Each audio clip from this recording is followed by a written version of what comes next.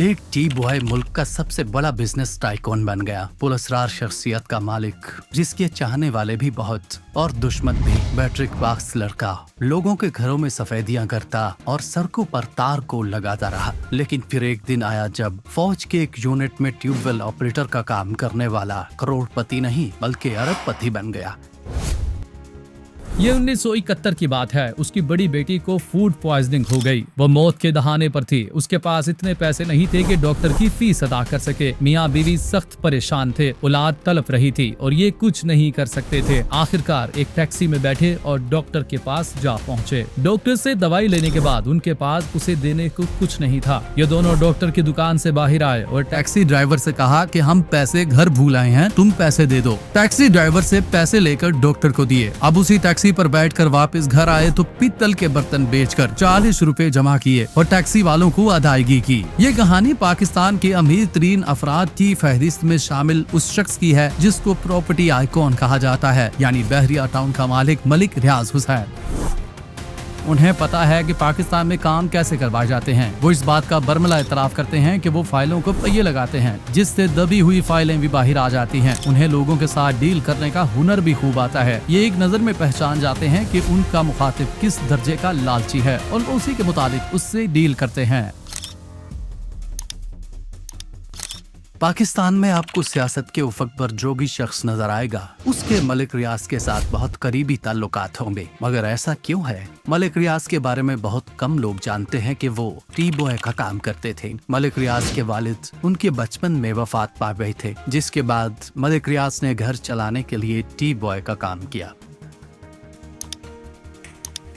मलिक रियाज की वालदा ने मलिक आशिक नामी ठेकेदार से दूसरी शादी कर ली। वालिद के कारोबार में खसारे के बाद मैट्रिक पास मलिक रियाज हुसैन को क्लर्क की नौकरी करना पड़ी और बाद में फौज में एक निचले दर्जे के ठेकेदार की हैसियत से कारोबार किया। 90 की दहाई में जब जमहूरी हुकूमतें गिराई जा रही थी, तब मलिक रियाज ने ये भांप लिया कि कारोबार में फौज का साथ बहुत सूदमंद साबित होगा। मलिक रियाज ने फैसला किया कि एक ऐसी कंपनी बनाएंगे जिसके साथ पाकिस्तानी फोर्सेस का नाम लगे, और यूं उन्होंने बहरिया टाउन की बुनियाद रखी। नेवल चीफ एडमिरल फसी बुखारी ने केस किया कि बहरिया टाउन का नाम गलत इस्तेमाल हो रहा है, मगर वो अदालत को मुतमईन करने में नाकाम हो गए। अब इसे चालाकी कहा जाए या जहानत, लेकिन हकीकत ये है कि मामूली तालीम और देहाती हुलिये वाले इस शख्स ने बड़े बड़े अफसरों को पैसे कमाने के मंसूबे पेश किए। मलिक रियाज का तेज दिमाग एक के बाद एक मंसूबा बनाता चला गया। मलिक रियाज अमीर कबीर तो बने, मगर पाकिस्तान के ताकतवर शख्स भी समझे जाने लगे। शायद ही कोई सियासी जमात हो जिसके लीडर के साथ मलिक रियाज के ताल्लुकात ना हो। मीडिया हाउसेस के मालकान, सहाफी और फौज के आला अफसरान मलिक रियाज के दोस्तों में शुमार किए जाने लगे। मलिक रियाज पैसे की ताकत से सियासी शख्सियात और सहाफियों समेत हर किसी को शीशे में उतारने का हुनर इस्तेमाल करते रहे।